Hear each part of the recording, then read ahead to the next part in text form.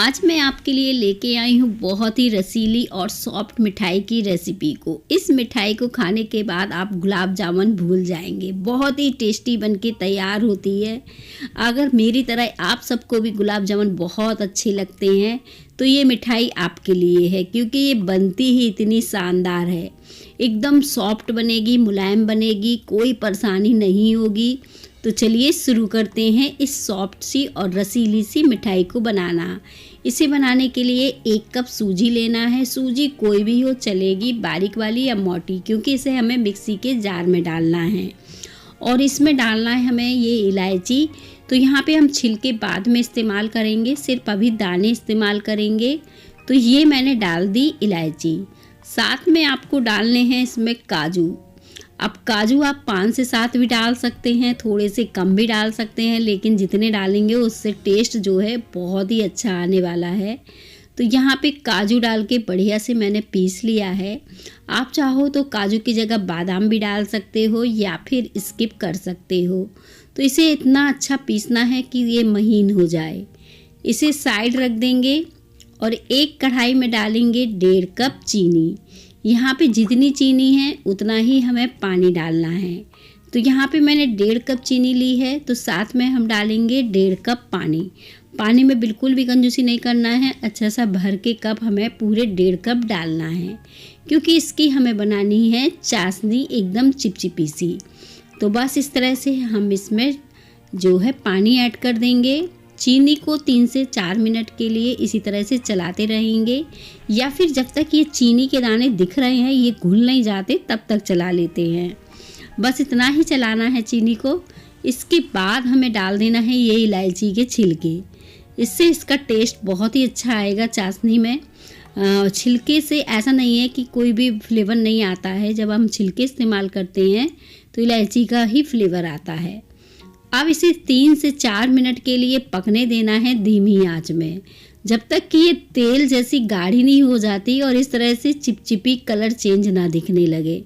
ये देखें कितनी बढ़िया हमारी चाशनी जो है बनके तैयार हो गई है। तो इसे साइड रख देंगे और अब हम करेंगे दूसरी तैयारी। उसके लिए हमें लेना है एक कढ़ाई। कोई भी कढ़ाई ले लीजिए, ज़रूरी नहीं है कि नॉन स्टिक ही हो। 1 चम्मच डाल दीजिए बढ़िया से देसी घी, क्योंकि देसी घी में ही ये मिठाई जो है बहुत ही शानदार बढ़िया बनती है। वैसे तो आप रिफाइंड तेल का भी इस्तेमाल कर सकते हैं। अब ये डाल दी मैंने सूजी जो पीस के तैयार की थी। ये देखें, अब हम इसे घी में अच्छे से मिक्स कर लेंगे। सिर्फ घी में इसे मैंने मिक्स किया और फिर मैंने इसमें डाल दिया ये 2 चम्मच मैदा। ये ज़रूर डालिएगा आप। अगर आपको ये सूजी की मिठाई बनाने में कोई प्रॉब्लम होती है तो वो नहीं होने वाली ये मैदा डालने से। ना ही आपकी जो मिठाई है कढ़ाई में फटेगी, ना खुलेगी, कुछ भी नहीं होगा ये मैदा डालने से।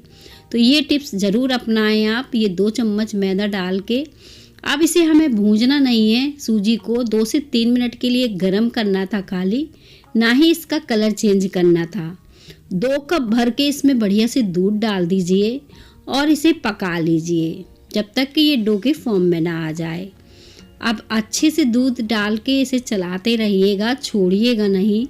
अभी देखिए इसमें थोड़े से गुलठे से दिख रहे होंगे, लेकिन जैसे जैसे ये पकेगी सारे गुलठे अच्छे से मैश हो जाएंगे और ये अच्छी डो के फॉर्म में आ जाएगा। अब इस डो को हमें बहुत ज़्यादा नहीं पकाना है। जितना सॉफ्ट हम इस डो को रखेंगे उतनी सॉफ्ट रसीली हमारी मिठाई बनेगी। अगर हमने पका लिया ज़्यादा सूजी को और ये कड़ी हो गई तो हमारी मिठाई भी कड़ी बनेगी। अब देखें ये एकदम सॉफ्ट बढ़िया पक के तैयार है। आप चाहो तो लास्ट में आधे चम्मच घी डाल दो, तो ये घी से एकदम डो के फॉर्म में आ जाएगी, कढ़ाई को बिल्कुल छोड़ देगी। तो इससे ज़्यादा इसे नहीं पकाना है। गैस को कर देना है बंद और इसे 3 से 4 मिनट के लिए ढक के छोड़ देना है। बहुत देर के लिए इसे ठंडा नहीं करना है। हल्की ठंडी होगी फिर हम इससे मिठाई बनाएंगे। अब ये देखें ये काफ़ी ठंडी हो गई है। इसे हम छू पाएँ इतना ठंडा मैंने कर लिया है। और इसे निकाल लीजिए आप किसी बर्तन या प्लेट में। और फिर इसे ना क्या करिएगा, एक कटोरी घर की कोई भी ले लीजिए और हल्का सा उस पे घी तेल लगा के अब इसको अच्छे से मसल के चिकना कर लीजिए। जैसे हम मसाला पीसते हैं ना सिलवट्टे में, ठीक उसी तरह से इसे महीन सा पीस के तैयार करना है। इससे इसमें गुलठे भी नहीं रहेंगे और एकदम चिकनी हो जाएगी ये सूजी। और जब आप इससे मिठाई बनाएंगे बहुत ही रसीली सॉफ्ट बनेगी। ऐसे करने से आपकी मिठाई कभी भी ना कढ़ाई वगैरह में नहीं खुलेगी, बहुत ही शानदार बढ़िया बनके तैयार होगी। मेरे तरीके से इस बार आप ट्राई करिएगा और फिर मुझे कमेंट में बताइएगा कि कैसी लगी हमारी इस सॉफ्ट सी मिठाई की रेसिपी। आप देखें ये बढ़िया से डो बन गया है, अच्छे से चिकना हो गया है, देखने से ही पता चल रहा होगा। तो इसे निकाल लेते हैं एक बर्तन में। इसे निकालने के बाद इसकी 2 लोइयाँ लेंगे, जैसे रोटी बनाने के लिए लोइयाँ लेते हैं। इन्हें हल्का सा हम मसल के चिकना कर लेंगे और इसका रोल तैयार कर देंगे। कुछ इस तरह से चाकू की मदद से इसे काट दीजिए। हल्का सा ये चिपके तो तेल लगा लीजिए। आप देखें ये जो रोल है कुछ इस तरह से हमें बना के तैयार करने हैं। ये हल्के से इस तरह से शेप दे देना है, दोनों तरफ से दबाते हुए। ईजिली आप ये शेप दे पाएंगे, कोई दिक्कत नहीं होगी और एकदम सॉफ्ट रसीली मिठाई आपकी बनके तैयार होगी, बिल्कुल नई तरीके की। तो देखें सारे हम इस तरह से बना के रख लेते हैं। फिर इसे हम फ्राई करेंगे।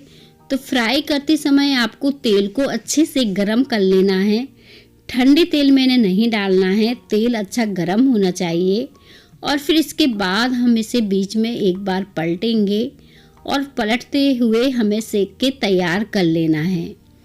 जब आपको लगे कि बहुत ज़्यादा तेल गरम है तो थोड़ी देर के लिए आप आंच को धीमा भी कर सकते हैं, लेकिन जब इसे डालें तो अच्छे तेल गरम में ही डालें। और फिर देखें इनको बढ़िया से फ्राई कर लीजिए कलर चेंज होने तक। अब इनका कलर चेंज हो गया है, ये बहुत ही शानदार बढ़िया दिखने लगे हैं। तो इन्हें निकाल लेते हैं। इसी तरह से सारे सेक के तैयार करने हैं जैसे मैंने अभी किए हैं। तो बस बाकी के भी इसी तरह से तल लेते हैं जैसे हमने अभी तले हैं। एक एक करके दोबारा भी डाल देंगे। ऐसे मैंने 3 बार डाले थोड़ा थोड़ा करके, क्योंकि मैंने सेके और ये सारे सिक्के तैयार हो गए हैं।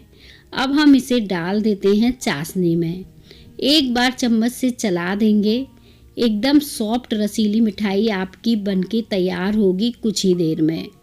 अब देखिए इसे चम्मच से बढ़िया से पलट देंगे बीच में, क्योंकि ये अच्छे से फूल चुके हैं, बहुत ही बढ़िया बने हैं, एकदम सॉफ्ट हैं, रसीले हैं। मैं इसे प्लेट में आपको कट करके दिखाती हूँ। अगर आप भी मेरी तरह गुलाब जामुन के शौकीन हैं तो ये मिठाई आपको ज़रूर पसंद आएगी। अगर रेसिपी अच्छी लगे तो रेसिपी को लाइक ज़रूर करिएगा आप।